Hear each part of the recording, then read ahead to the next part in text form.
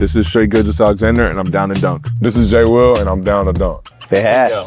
Here we go. I'm Isaiah Hartenstein, and I'm down to dunk. I hope savior of basketball has won. Well, the Dortcher Chamber has been going pretty well. I'm Aaron Wiggins, and I'm down to dunk. I'm Chet Holmgren, and I'm down to dunk.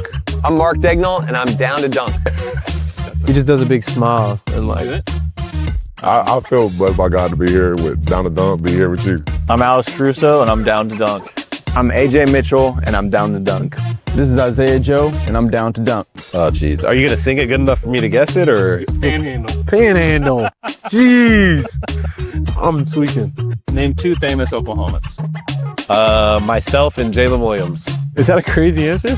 All my friends call me Bob. Where's Rachel? Unique story. You lived a whole life. Plain? Plain. This is Kason Wallace, and I'm down to dunk. This is Lou Dort, and I'm down to Dort. True-blood Oklahoma. That's right. Pretty exciting, if you ask me. This is J-Dub, world champion J-Dub, and I'm down to dunk. And eat burgers. Ooh, welcome to Down to Dunk. I'm your host, Andrew Schlecht. We're part of the Athletic Podcast Network. Before I get to my good friend Alex Speers, let me tell you about 2 other friends of mine, Aaron and Drew Reese of Shelter Insurance. Give Drew a call or a text, 405-478-7714, or Aaron, 405-773-5500 today. We're about to enter storm season here in OKC and in Oklahoma and the surrounding areas, and you should have good insurance in place, and Shelter Insurance is the best one. And you can even talk to your friends Aaron and Drew Reese about this Orlando Magic win if you wanted to. Be like, man, that was a weird game. And they'd be able to talk about how good Paolo looked and how good Shea looked and how horrific Mo Wagner looked with you on the phone. Okay. Give them a call or text today and support the people that support Down to Dunk with me on a Wednesday morning, early West Coast. Shout out to Alex for the early pod. Alex Speers, what's up? What's up? I'm always up this early. What time are you getting up, bro? Usually this time. Wow. I'm getting into overnight oats. You ever do them? Yeah. They're pretty cool. So what are you doing? Like, what are you putting in them?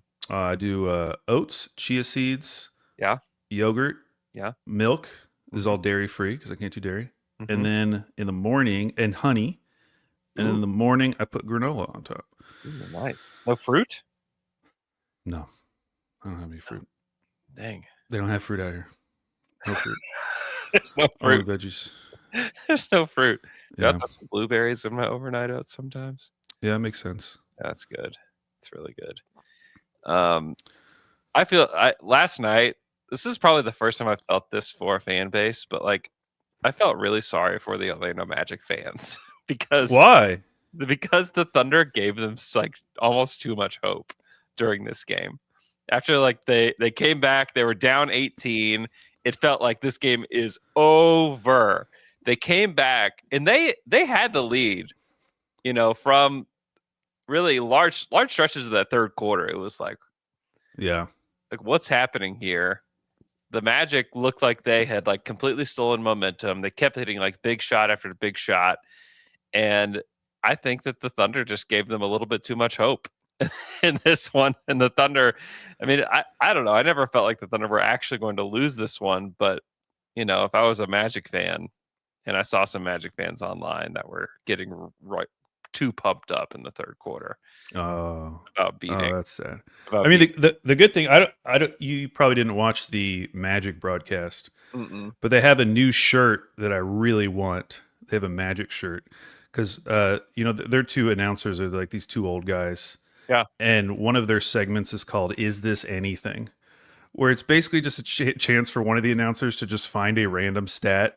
Not think about it too hard at all, but just present it and say, "Is this anything?" Which I love. And they made a shirt for it that is very cool looking, actually. And they just released it last night, and so I might go online and try to get one. Wow. But yeah, so they got that going for them. But yeah, this game, for me, it was the difference between the lineup that started the second quarter and the lineup that started the fourth quarter. Because in both instances, it was double bigs plus shooters. So it was I Heart Chet, and then you had McCain and Isaiah Joe. Mhm. And then in the second quarter, they started with AJ, and then the fourth quarter, they started with Kaysen. Yeah. And the second quarter, like that's the group that just blew the game wide open. Mhm. And that part of the game that did not feature J-Dub, obviously, or SGA. I mean, I thought that was like such a good encapsulation of Thunder basketball because the passing was insane during that stretch. That was. And it was really highlighting this idea that, Presti is drafting these guys who can dribble, pass, shoot. Like the cutting was amazing during that stretch. And I think they end up going on like a 17-5 run. And then that same group, but just with Kaysen instead of AJ at the beginning of the fourth, it felt like they were just blowing the game. And that was the only part where I was like, man, they might lose this game because I think they went into the fourth quarter with like a 6-point lead. And that group let the Magic come all the way back. And it just the offense was just like not flowing in the same way. Like it looked like they were trying to do the same types of things they usually do, and it just wasn't working as well. And you do have to give like the Magic a little bit of credit. Like the Magic have a good defense. Some of those passing lanes, for cutters or shooters, they just weren't there anymore. But yeah, just and really it just highlighted how important AJ is because you put AJ in that role, have like a true lead playmaker, and it just made like all the difference in the world. It was one of the best stretches we've seen recently where they're just carving up the Magic. Yeah. But then you replace them with Kaysen and it just wasn't the same. Yeah. I mean, you look at that lineup in the second quarter in 5 minutes and 4 seconds together with AJ, Joe, McCain, Hart, and Chet. They were a plus 12, 154 offensive rating, 50 defensive rating. Yeah. They outscored the Magic 17-5. Like that absolutely blew up in the game. And you can see like we're starting to see some trends and you can never really take this like you have to take all of this with a grain of salt because the Thunder's coach is Mark Daigneault, but some trends in like minutes played. And AJ played the third most minutes in this game. I think it's been pretty obvious that he's maybe like the third most important guy on the team for a minute, at least without Dub in the lineup. Yeah. But it's like it's happening, and he's been starting in place where Kaysen would have been the guy last year, and obviously that was also with AJ out. But I think there's just like overall recognition of like what AJ is to this team, and it's just kind of cool to see him like continue to emerge. Yeah, even with AJ in that same lineup in the fourth quarter with AJ in still was not great. They went the Magic went on like a 6-0 run against the Thunder in like a minute. Yeah, because Mark eventually swapped Kaysen out, I think. He did. For AJ. And it like and part of it is, and this is just kind of like an NBA thing, where if you let a team get going, it is really hard to like halt their momentum. And I think like that's the problem the Thunder had with the Magic at times. Because this is not a good offensive team, but the Thunder let them get into a flow after they got their big lead. And it felt like they kind of let their foot off the gas. We've seen them do this a few times this season. And the Magic like got into an offensive flow, which we've rarely seen this year, but they did. And it was just hard for the Thunder to like get them out of it. I guess it took like a shoe to get them out of it. It did take a shoe. For those who didn't watch the game, first of all, Alex Caruso probably had the most Alex Caruso game we've ever seen. Dude, he really did. He had 2 points, and he was a plus 19 in the game. and he had the highlight of the night, which was not just that his shoe fell off. He picks up his shoe. He continues to stay in the play. They're on defense, but he swipes at the ball. I think it was Tristan da Silva, and gets a piece of the ball with his shoe. Yep. Blocks him. Great. More of a strip, I would say, actually.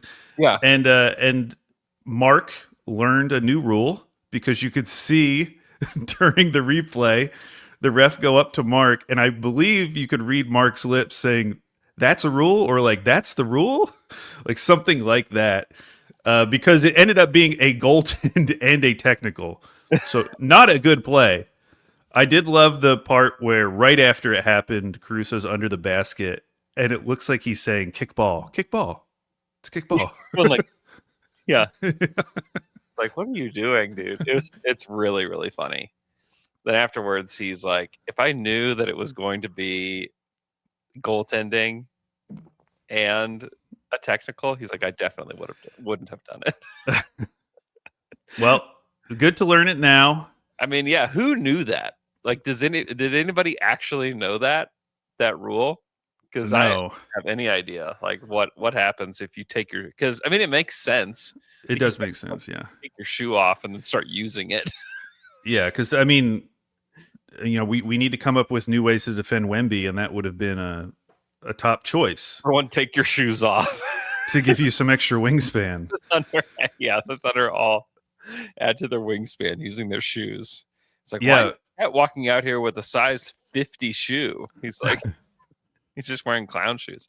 I actually have the play. I'm going to play it for people that maybe missed it. Carter, Wendell to Banchero. Krista De Silva. Nice movement there. De Silva had the shot blocked, but a foul. It's so funny. It is so funny because he loses the shoe early on in the possession. And then he just like begins to just carry it with him. And you could tell he's like, I'm going to do this. Like I'm going to, if I get a chance, I'm going to use this. And that was really the only low light, which is barely a low light for this game, because he was, I mean, this reminded me of like Memphis game 4 Caruso. Yeah. Where down the stretch of that game, he was just getting involved in every single possession. Yeah, it's true. He had a block on Wendell Carter Jr. that led to a run out for him on the other end.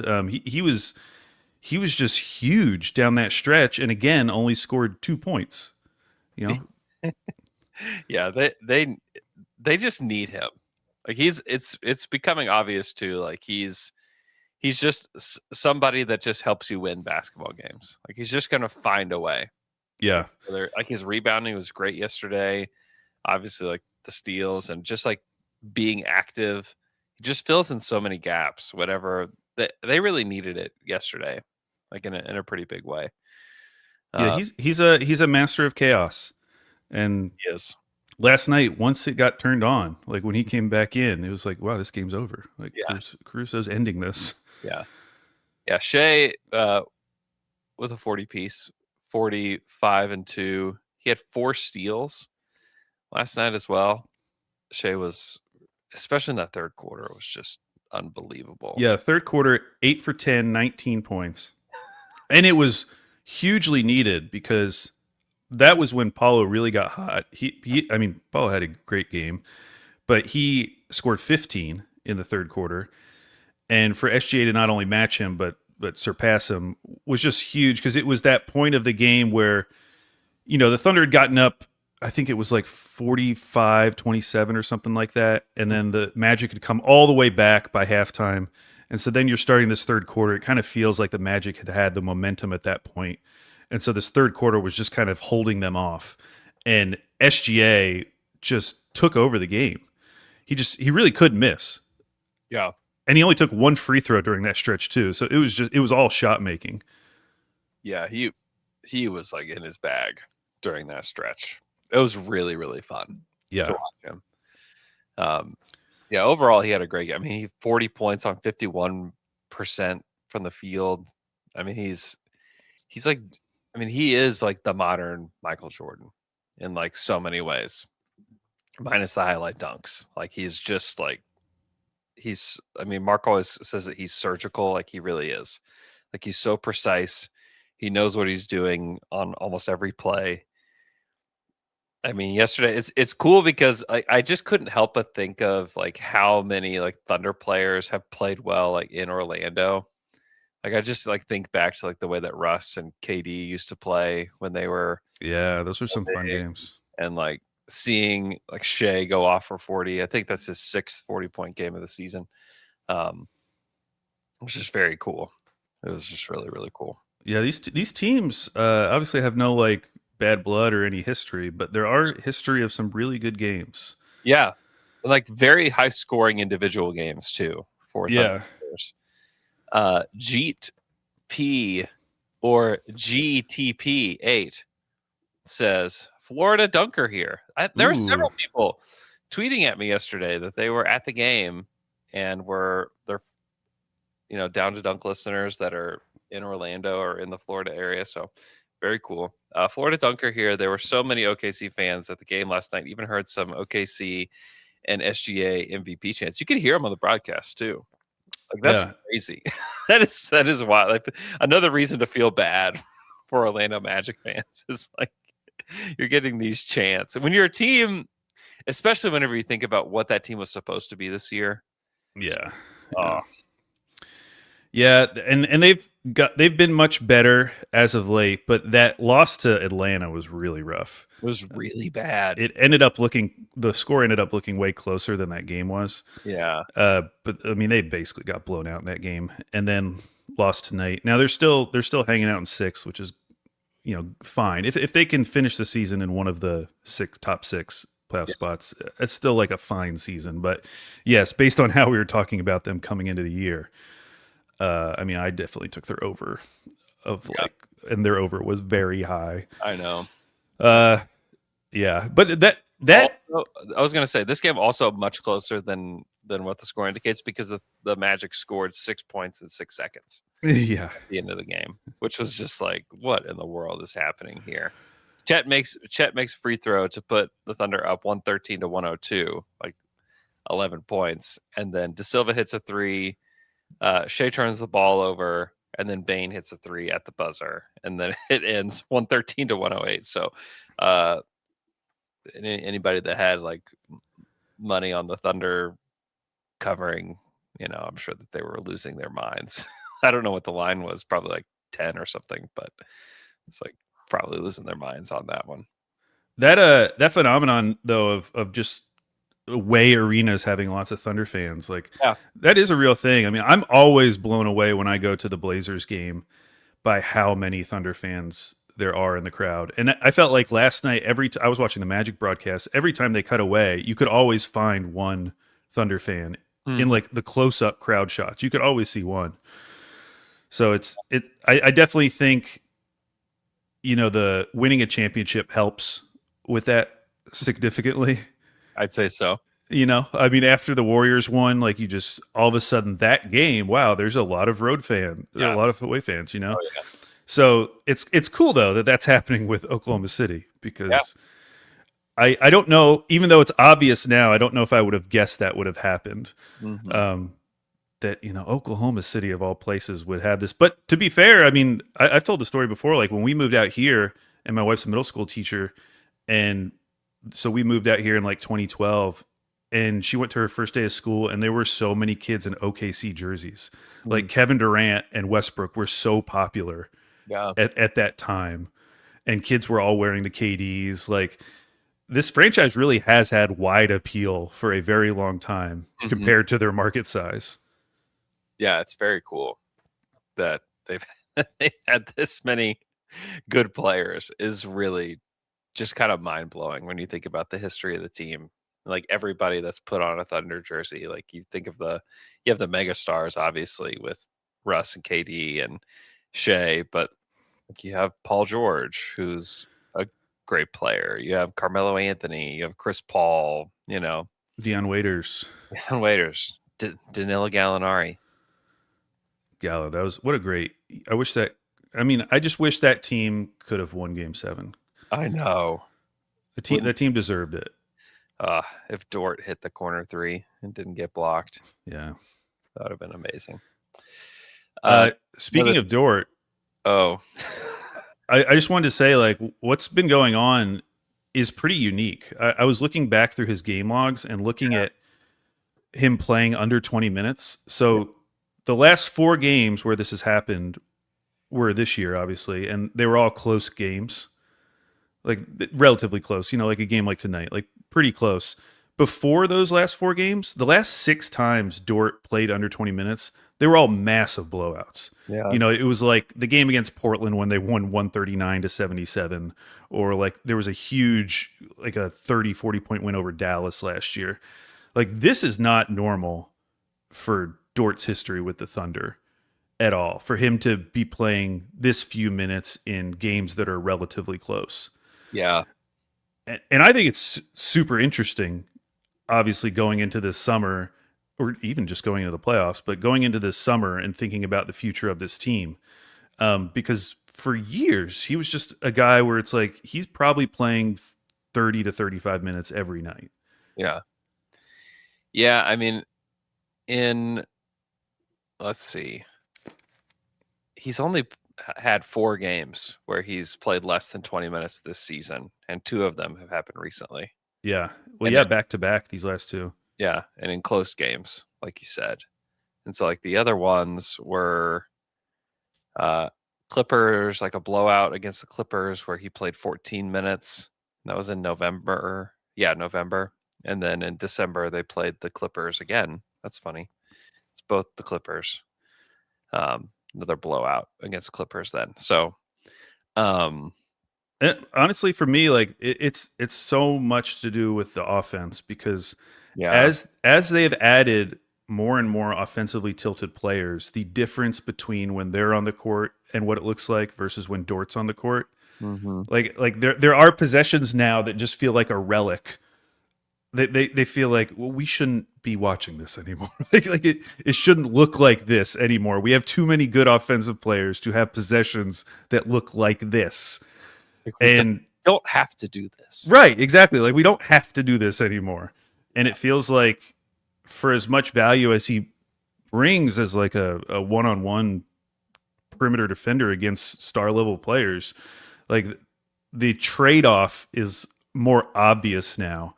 Because even last year, and we've talked about it, like even last year, if you wanted to like add an offensive boost, you're talking about adding Aaron Wiggins. Whereas now you're talking about adding AJ Mitchell or Jared McCain. And so it's becoming more obvious the trade-off that you make when you play Dort, which I think has led to some of these games where he's just not playing as much. Yeah. Yeah, and it's just like you can play like I think Dort's defense is taking a step back this season as well. He just hasn't been consistently as good as he was last year when he made first team All NBA, first defense All NBA. Sorry, but it's like, yeah, I don't know. Like you can have the all around talent of AJ Mitchell in there instead. You can have the disruptive defender who's also more of a rhythmic player in Alex Caruso. You can have Cason Wallace, who has been really one of their best guard passers on the team. Or Jared McCain, who's going to be a lights out shooter. Like you just have so many other choices now. And, Lou was a great option, for years and years, but his shot has just not been there this year. And they're going to continue to give him a chance. Certainly come playoff time, he's going to get a chance just because he's earned that. And that there's such a long history there with Dort, and the fact that he's a guy that just shows up. So like his minutes aren't going to go away, but you can see Mark, especially in these games where like they need a boost. He's been going away from Lou, which I think makes sense, and going away from Wiggins too, who hasn't played well for a while here. And I like the fact that he continues to give these guys chances, because the guys that they would be counting on come playoff time are guys who haven't been there, guys who didn't play with this team last year. AJ Mitchell didn't play in the playoffs. Jared McCain was not on this team last year. And so you need to kind of keep everybody in the fold to make sure that you have enough guys come playoff time, because like, what if McCain's shot leaves him come playoff time? Yeah. And then like, if his shot leaves him, then he doesn't have the other intangibles to help you at that point. If AJ Mitchell is not the player if he's not the player that he is in the regular season, then it's like, okay, well now like we need Dort in there because we know that he can provide at least, great intangibles and great defense. And if you put him in the doghouse now, it's like, well, now what? And if Yeah, you I don't mean, just bury Aaron Wiggins now, who did play well in the playoffs. He had like big moments in the playoffs last year. It's like if you just bury him now, it's like, okay, well maybe you kill his completely kill his confidence. So oh, if they end up matching up with the Lakers at some point, I mean, you're gonna want to see Dort on Luka. 100%. He's been awesome against him for multiple. I mean, that playoff series he had, but also just I feel like every time they meet up, he does a really good job on Luka. So I agree with that. Wiggins, it's been rough. I was just looking like his last 14 games, he's shooting 37% from the field, 18% from three. Yes, it definitely has been rough. But you almost view him like a luxury now. Whereas post All-Star break last year, it was like, man, we were talking about him as like, is this the Thunder's new sixth man? Like we need his scoring so bad. And now it's more like, well, we'll just give it time, and maybe he'll come around, and then that would be like an awesome extra piece to have. Yeah, hopefully he can. I mean, we still have roughly a month before the playoffs start. Not like a month of games, but a month before everything gets going. Yeah. And so it's like, man, like you just hope that he can, get it together. He may get a lot of time tonight in Brooklyn, because the Nets have just been putrid lately, and they've got the Wizards on Saturday. So it's like maybe one of these games, like you can get Wiggins in there and like just get him a bunch of shots and see if you can get him going. Because like he is just kind of like he's a scorer by nature, is like what he is. And so if you can just like get him to get some shots going in one of these two games where potentially you have a blowout, it's like, and even the Sixers on Monday, it's like maybe this is a good opportunity for him to get it together. Because it's just hard whenever you're in close games like they were against Orlando and all these other games with like the Wolves and the Celtics and the Nuggets. It's just hard to give guys minutes where it's like, hey, we know you've not had it going for a while, but yeah. Do you know who the Nets leading scorer in their last game was? I have no idea. Chaney Johnson. You familiar with him? I would have died trying to guess that. I would have. I've never heard that name before. Chaney Johnson. Chaney Johnson. He's 23. He's from Auburn. He's a forward, 6'8". Scored 17 against the Blazers. Shout out. So you got to keep an eye on him tonight. Okay. Don't let him go off. God, they are so bad. Their starting lineup in the game against the Blazers, they scored 33 points. Oh, no. It appears, total. Oh, no. They just have like a lot of non-scorers and a lot of non-creators, right? Yes is the answer. Like there's really no one that there's not even a player like Cam Thomas, but there's just not a player where you feel like you could just give them a ton of usage and just see what happens. Like I don't even know who that player would be on the team. Yeah, I mean the fact that they let Cam go, and it's like, is Danny Wolf the one of anybody? Probably not. Yeah, the Nets. I was trying to think of like who needs to jump up the most. Yeah. Not. I don't care about who deserves it, but who needs it.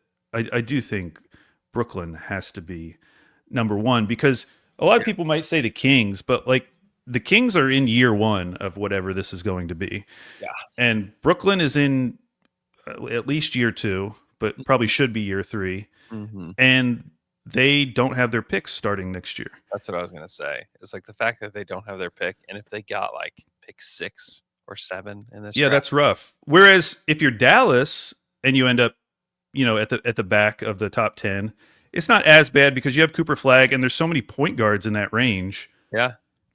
I think it could work out for them regardless. But yeah, Brooklyn, like they need a star. They need someone you can give usage to, because there's just no one on that team right now that I'm like, let's just roll out the ball, let them figure this out 35 minutes a game. I don't even know who that would be. I guess Nolan Traore. Would that be? They only played him 16 minutes. I'm gonna say I don't even think that he's that. Yeah, I don't know. Yeah, that is a brutal lineup. Yeah, they have the third best odds right now. They're 2.5 games back of the worst odds. But yeah, shout out to the Kings for passing them, for being morons. God, playing DeMar DeRozan. Oh, why? I hate when people, I see fans say like, oh, the Kings deserve this. This is ethical tanking. It's like, no, it's not. First of all, there's no such thing as ethical tanking. You're either tanking or you just suck. And they suck. Yeah. Like there's nothing ethical about playing DeMar DeRozan. You're just being stupid. There's nothing ethical about having no strategy. Yeah. You're just dumb. Yeah. You don't deserve anything. You're idiots. Yeah. Playing DeMar DeRozan. Why? To what end? Why are you doing this? Are you seeing what all these other teams are doing? They should have like shout out to Indiana. Losing 14 in a row. Let's go. I know. Playing your young guys, just playing guys you don't even know. That's yeah. how you do it. Yeah. Yeah. I mean, like literally the Pacers don't know.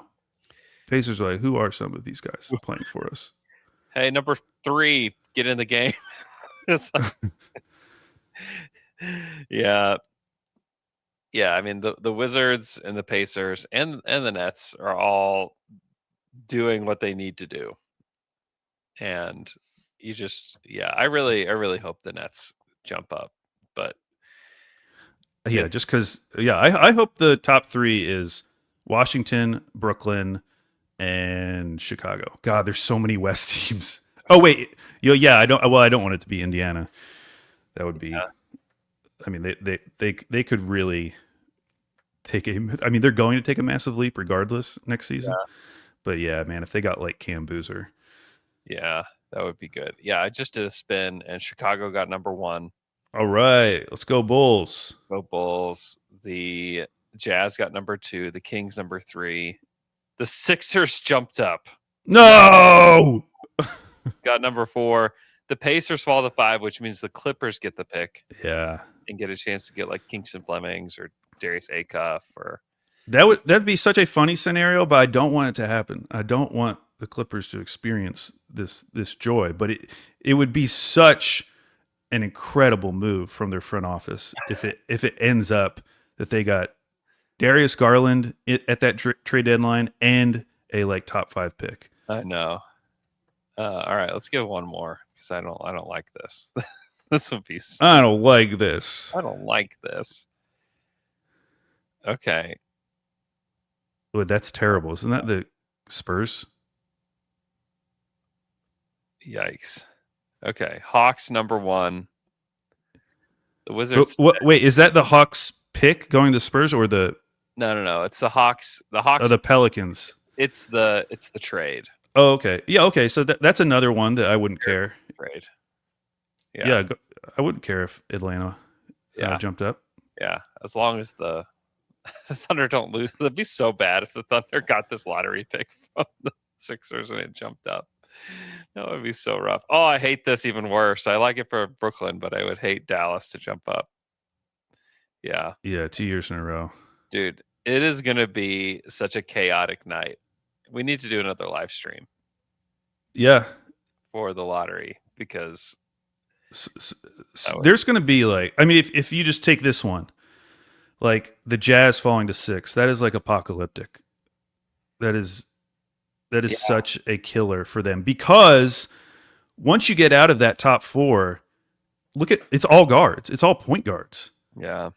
Is that really what they need at all? I mean, how many in a row? You got Flemings, Wagler. Well, is that? Yeah, I don't know if Nate Ahmed is going right there, but Acuff and Michael Brown Jr. and LeBaron Philon. Acuff is awesome, though. I talked to a guy yesterday that said that Acuff is maybe the best Calipari guard he's ever seen. Really? Yeah. Really? Yeah. I thought that was interesting. Wagler's fun too. He can really shoot it. He would be actually kind of awesome with the Jazz. but I don't know. He just doesn't do a whole lot else, though. So, yeah, it'll be interesting. It'll be interesting to see. We're a couple months away from the lottery, or at least a month and change away from the lottery. So, but that will be a chaotic night. It'll be such a chaotic night. Even if the Thunder stayed where they're at and they got the 14th and 15th picks, that'd be kind of amazing in a year where they have a chance to win the title again. Yeah. Because I think they can get really good players. Jaden Quaintance, like if he was there, like holy smokes, you just got to take Quaintance. That would be so fun. We do have another super chat from Jack Kennedy Porosio. That is just so wrong, but thank you for the super chat. It says Thunder up from Japan. Wow. Andrew, all the way from Japan. Thank you. Oh, is that a super chat in yen? I think it is. Wow. 800 yen. We've never seen a super chat from Japan. Yeah. That's very cool. I really appreciate that. Thank you. Amy's doing well. She's in really good spirits. We're all we've had the outpouring and the support that we've had during this time has been just tremendous. And like we can really see God's hand in a lot of it. And we're really grateful for just our community and the support and all the dunkers. I mean, Taylor came over the other day, and Taylor still ships out the shirts that we have here, the My Wife shirts, and he packed up a lot of them to send to you guys. So really, really grateful for you guys. If you keep buying those, that would be amazing. And keep praying for her. She starts chemo on Friday. So if you guys will just stick with us through this, we appreciate the support and know the dunkers are there for us. So thank you. Thank you guys. All right, let's take a quick break. Come back. Let's talk about expansion, Al. Something that we've been waiting for a long time. A really long time. As long as the double draft. Remember? I know the double draft. I was thinking about the double draft this morning. All right, we'll be right back.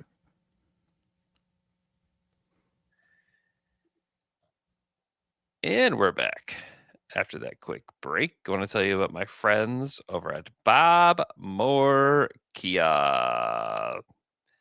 Listen, if you have not gone over to Bob Moore Kia and given a test drive to really, any other vehicles, if you're a middle-aged man with a family, it doesn't get much better than the Kia Carnival. I can tell you that.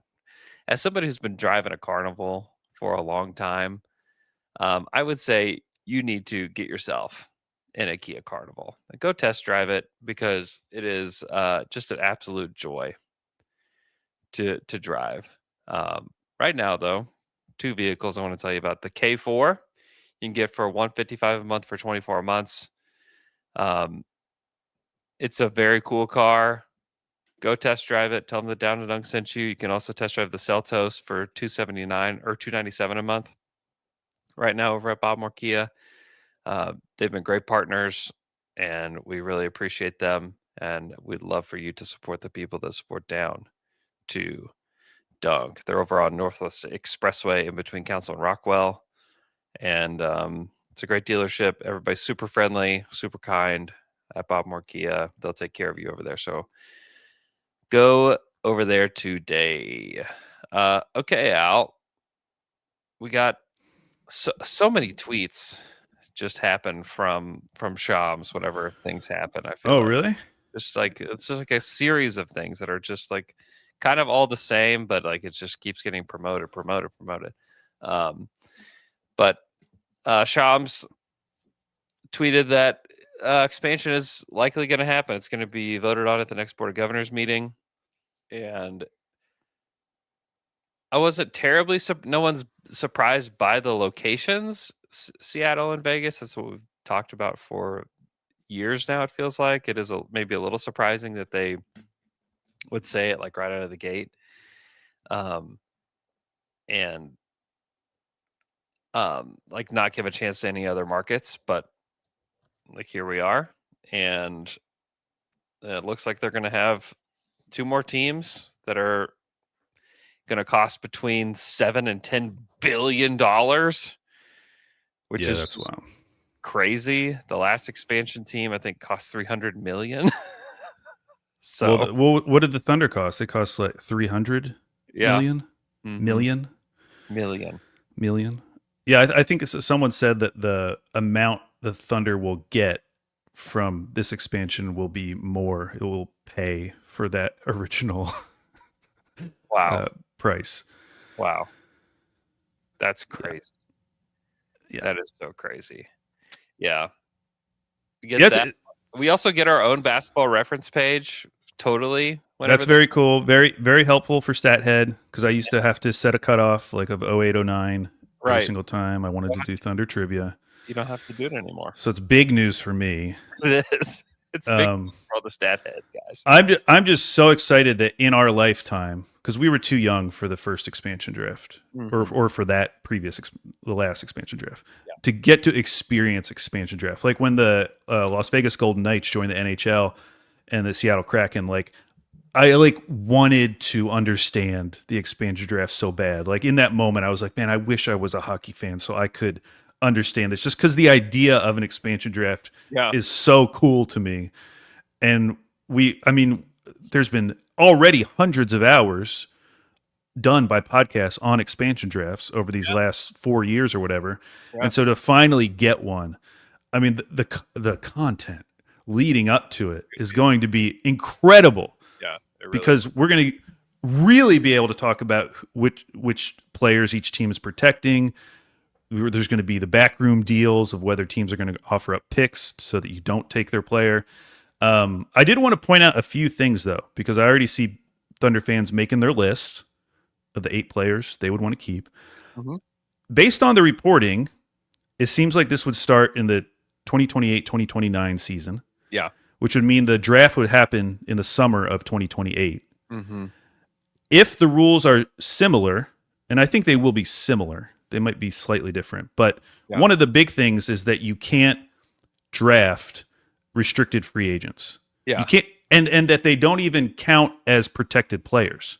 Right. That's huge news, because if you look at OKC's salaries right now, there are 2 players who will be restricted free agents if they are not extended in the summer of 2028, and that is Nikola Topic and Jared McCain.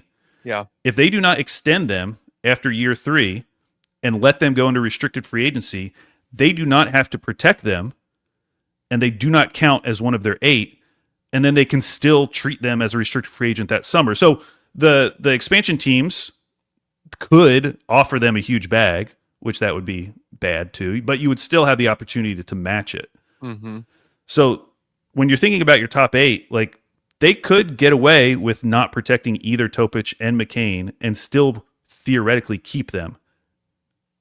That will be really interesting to see what they do, because they usually like to extend their guys. Yeah.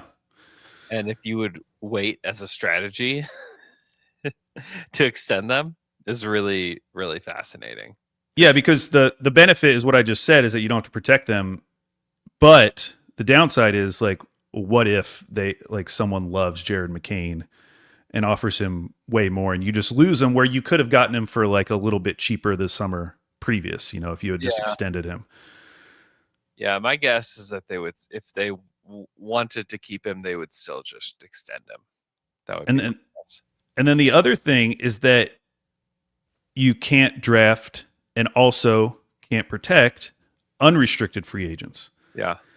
So if you look right now, guys that are setting up to be unrestricted free agents that summer, Jay Will, who currently has a team option for that 27-28 season. And then the big one is AJ Mitchell, team option for $2.8 million. That's the one that scares me the most, because if he gets to unrestricted free agency that summer, one of those teams is just going to pay him an absurd amount of money, because why wouldn't you? Like, by that point, if you could just use some of your cap space to just sign AJ Mitchell. So that's the one where I think like the Thunder have to figure out something before he becomes an unrestricted free agent. Mm-hmm. Some of these other guys, like, yeah, maybe you could get away with waiting. Although Jay Will too, like, if Jay Will's just an unrestricted free agent going into that 28 summer, I mean, I could see one of those teams just giving him a decent amount of money to be their starting center. You know, he'll still be young. Yeah. Who knows? So it's going to be super interesting. But what I do like is that they now have 2 seasons to prepare after this season. Yeah. And so they'll be able to set up some of these contracts in ways that make it more beneficial for them. Oh, also Isaiah Joe has a team option in 27-28. So that's 3 guys, Isaiah Joe, Jay Will, and AJ Mitchell, where if just their team options were picked up, they would all be unrestricted free agents in that summer of 28, which the positive of that is that you don't have to count them as protected players. So you could remove them from the 8 list and re-sign them in unrestricted free agency. The downside would be that they are now unrestricted free agents and you have 2 teams that need to fill their roster and will probably have a decent amount of cap space who could just sign them outright. Yeah. Yeah, there's going to be a lot of gamesmanship when it comes to the expansion draft for teams. And they're probably already getting ready now that I mean, it's not firm that this is when it's going to happen, but it does feel like this is when it's going to happen. Is like, okay, what are the rules? How do we get like the most bang for our buck in protecting players? You know, yeah, like you could help a guy like Aaron Wiggins. So like Aaron Wiggins, his deal doesn't end until that year, that inaugural year, 28-29, but it's a team option. So like if you're okay with losing him by that point, you could not pick up his team option, allow him to become an unrestricted free agent. He'd probably get more money from one of those expansion teams. And then if not, you could re-sign him. But yeah, there's so many, and a lot of it is with the back end of the roster, because obviously you're going to be protecting guys like Shea and Chet and J-Dub. You know, we'll see about Alex Caruso by that point. I mean, that's a couple of years from now. He'll be entering his final year in 28-29. So maybe by that point he's someone that you don't protect. Yeah, he'll be 34. You know, and that, I mean, for an expansion team, like, even if he's not what he is right now, that might be a great pickup because he's an expiring deal. He's a good vet. He's a good person to have on a young team. Mm-hmm. Yeah, that's true. And who knows? I mean, like, we even going into last year, like, we didn't know how important AJ Mitchell was. Like, a guy that they draft in this next draft could become insanely important to them. You know? Yeah. There's just a lot. There's a lot that has to unfold before we get to that time. And like, we can predict like, oh, I think they'll protect these guys. We don't even know who's going to be on the team. Like, they could make a trade for a player that's really important to them, you know? Yeah. The only thing I feel like you can say semi-confidently is just like, if they're on the team, they're going to be protecting SGA, Chet, and J-Dub. Oh, easily. Yeah. Feel good about that. And then everything beyond that, like, you kind of just have to see. Yeah, I mean, like, I would guess Case and Wallace would still be on the team then, but I don't know that for sure. Right. You know, like, we don't have 100% certainty with that. Kaysen will only be 24. Yeah. That's so crazy to me. That's like part of the reason why I think they should really do whatever they can to keep him, is like, because he's so young still, and he's such a high impact player that I just think that you have to keep him, and he's developing like with this team. And you know, we've seen like very high points for him this year, and we've seen just like what he is as a role player for them, which has all been very cool. But like, right now he's like still younger than like what Alex Caruso was in his first year with the Lakers. That's crazy. You know, and like, I feel like we've already seen, it feels like we've already seen like a ton of Kaysen Wallace, which we have. Part of that's just because he plays a lot, but you know, there's still a lot to happen and a lot to unfold for his career. So yeah, it'll be fascinating. The expansion draft, I am very excited for it. It is like it's a content machine. getting to actually see it. And like, I'm sure it'll be televised, right?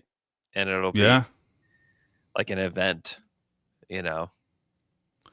Yeah, I mean, I think the teams it's going. I mean, it probably will screw the Thunder in some way, but I do think the teams that are like in the middle of their rebuild right now, I think those are the teams where it's a little scarier. Like if you get to that point and you're still, or maybe the teams that are just starting the rebuild, so that like when you get to that point, you have like all these young guys on your roster, you're still not like totally sure on all of them, and you kind of just have to protect 8 of them, and you know if your roster is just like loaded with young guys and you've had all these picks the last couple of years, I think that would honestly be harder. I think for a team like the Thunder, they have enough time and they know these guys where by the time we get there, I have a feeling the choice will be pretty obvious.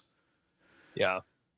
Well, and like right now, it would be interesting because you could technically like leave Sorber and Topic unprotected and, you know, them select one of those guys from your roster and like you don't lose any rotation players. Yeah.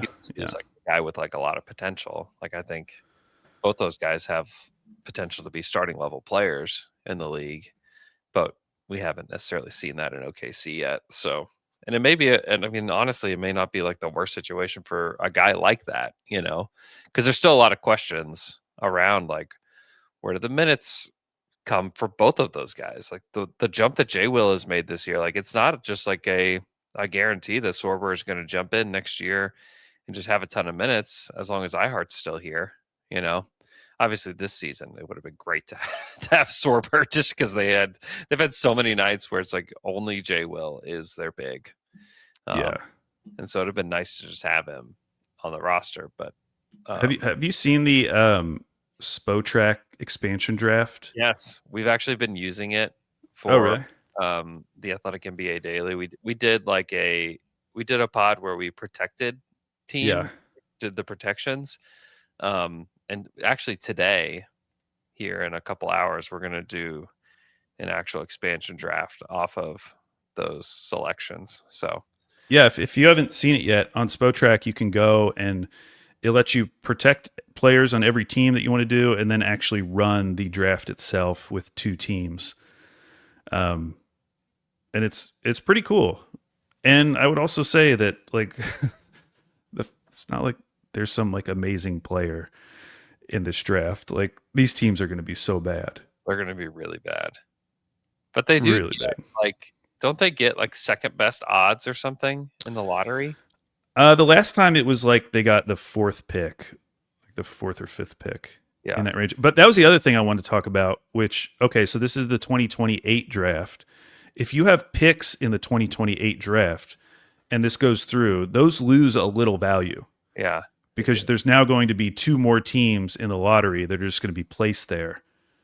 And so, like, I think I thought of this because I saw some Sixers fan posting about the Clippers pick that they have in 2028 and how it loses a little bit of juice because now you don't really the upside is like muddied a little bit. And for the Thunder, I think that's the year they have the Dallas pick, or is that 2029? Yeah, that is 2028. Mm-hmm. So that, you know, that could potentially affect that. They're going to probably have worse odds of that jumping up if Dallas isn't good by that point.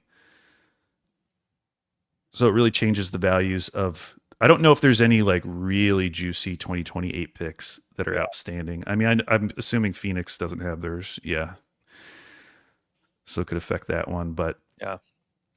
One that's kind of interesting is the Portland has the 2028 Milwaukee pick.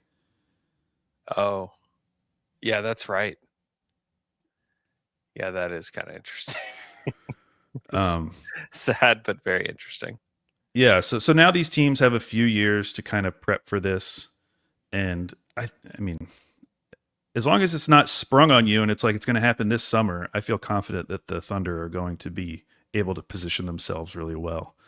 Yeah. To deal with the fallout from it. Yeah. If anybody is going to like use like every strategy possible, it's this front office for an expansion draft. And I have to imagine as like annoying as the expansion draft might seem to them, this has to be like pretty fun. Like they've never gotten to experience an expansion draft like this, and getting to go through all these machinations and figure out what they're going to do. Like that has to be very exciting. Yeah. As a front office. Yeah, like what a kind of crazy exercise to get to go through, you know. And the other benefit of this, I've seen some Thunder fans like, oh, can we be the team that moves east? Or other people saying, hey, let's get the Thunder out of here. No. Staying in the West, we're going to get two awful teams.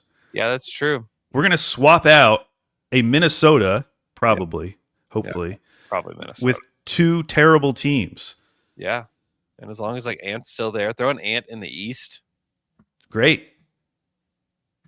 Like that Minnesota team could go in the East right now. Yeah. I mean, they really could. And it kind of stinks that we're like 2 years down the road because then like, how old is Gobert going to be? Oh, he's going to be old. Yeah. I mean, he got obliterated in OKC the other day. He was so bad. He was so bad against the Thunder. He's a minus 23 against the Thunder. Yeah. Yeah, he's going to be he turns 34 in June. So he'll be 36. Yeah. Yeah, it'll definitely be like whatever the next phase of the Wolves is, the next era. We've talked about that in several ways. It's like it's kind of scary what they're going to be, like I mean, they don't have a lot of pick assets to trade. Their young players have not popped. The Dillingham thing is so brutal. It's brutal, and honestly, the way things played out, like they're lucky that the Io deal was there, because at least like Io is an NBA player, and you can re-sign him this summer. But they just don't have like a ton of assets to make deals. Like a lot of their players feel like neutral value to like slightly positive. I mean, I still think you could get a haul for McDaniels, even though he was terrible against OKC. Yeah. I just think people are always going to want a big wing defender like that who has shown the ability to shoot. But you also need him. Yeah, they need him too. Yeah. So it'll be a challenge. It'll be Tim Connolly's greatest challenge. Yeah, I mean, like if they had taken Buzelis there, it would just be. There's so many guys that they could have taken where you'd just feel better about it if they take. I think you even mentioned this earlier. Like they'd taken McCain there. It's like, okay, at least we know that he can shoot it. Like Dillingham might have been like one of the worst guys you could have taken in that range. And I like the idea of like, oh, this is a bad draft. It's probably going to be undervalued. So if we target a guy we really like, this might be a good chance to do it. Yeah. And it didn't work. It was the exact wrong guy. Yeah. And I don't even really understand. I didn't really understand the vision even then, because it's like Dillingham is really small. Like he's 6'2", and he's like so thin. Like you could be 6'2" and play in the NBA, but like you can't be 160 pounds, which is what Dilly is. Like you just can't do that. Like even Reed, who went a lot higher, like Reed is a lot bigger, even though he's not that much taller. He's just a bigger guy than what Dillingham is, and Dillingham probably is like $160 still. And Dilly as a nickname, it just makes him sound even smaller. By the way, the Magic broadcast, I mean, I guess Magic fans do this, but they call Banchero P5. That's got to be that's like such a nothing nickname. Ew. I know that we do like, CP3, SGA, like that's like the new style of nickname, but P5 is so bad. It doesn't feel normal to say. Yeah. P5, it just has no it doesn't come out of my mouth. It doesn't roll out. No, it P5. Doesn't sound cool at all. If it was PB5, like all of a sudden that's more fun to say.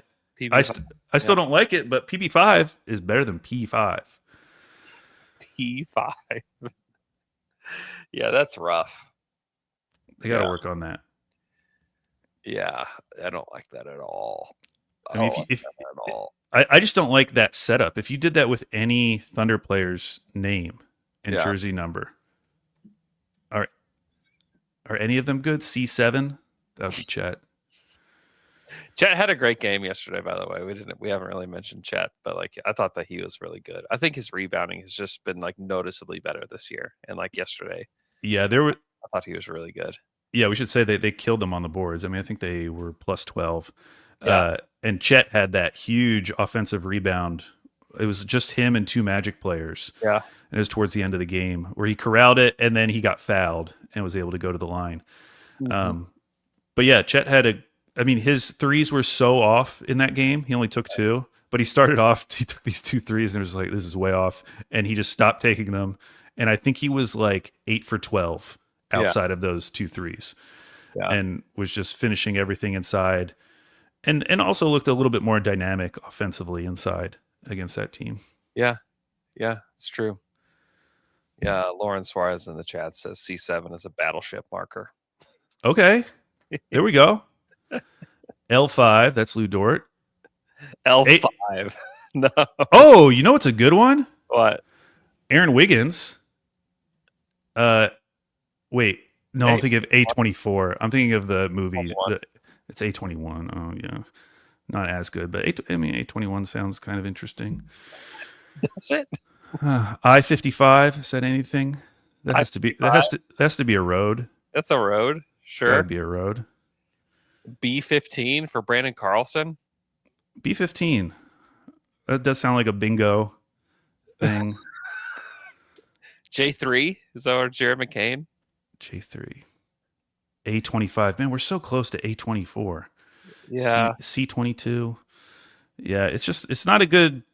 Just don't do it. Formula. It couldn't be a worse formula for a nickname, right? Yeah.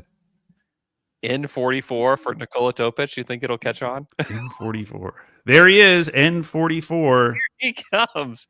N44. Off the bench for the Thunder to save them. Oh my gosh. Zach Bobernick, shout out to Zach, friend of the pod. Says we're so lucky Orlando didn't take Chet. Yeah. That would have been that. I mean, yeah, that changes the entire. That changes everything. Yeah. I mean, they would have made Paulo work. Yeah, I am confident that. Paolo. I think it would have been Paolo. And I think him playing off of Shea is so much different than going to a team where, even if now we think that Franz is the better player, like Paulo went into that team thinking I'm the number one guy, I'm the face of this franchise. Yeah. Like that just wouldn't have been the case with the Thunder. It would have been thought of at the time as like this 2-headed snake with Paulo and Shea. And yeah, it would be like what Ant and Julius Randle are. Yeah. A better version of that. Like a younger, better version of that. You know, it's like it would function in similar ways where it's like it doesn't exactly work, but like they're both really good players and you can. I was just about to say in my head, and that's a really nice pairing with Chet, but we don't get Chet in this scenario. Yeah, dude. But those 2 guys together, that would have been nice. Yeah, and like J-Dub though, if he was still selected, yeah, that trio I don't love, even though it's like extremely talented.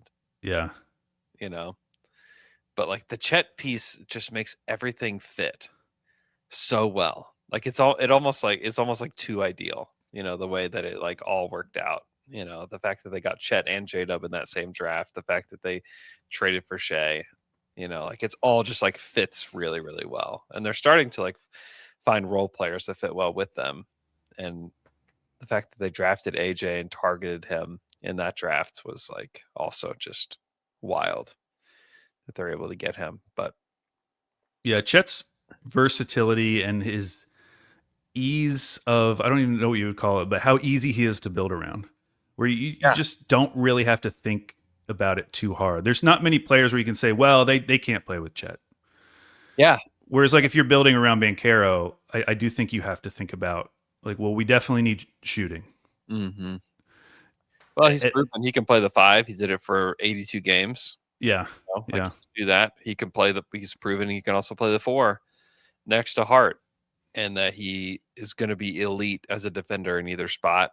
the only thing I would love to see is just more offensive progression from him, where he has like a go-to mid-range shot. He's got his three balls a little bit quicker, but I think that those things will happen and that he will progress. So, yeah, Zach is right. Like they're really lucky that Chet wanted to come to OKC and like didn't want to be the number one pick and go to Orlando, because he came out of that Magic workout and like it was pretty obvious that he did not want to be in Orlando.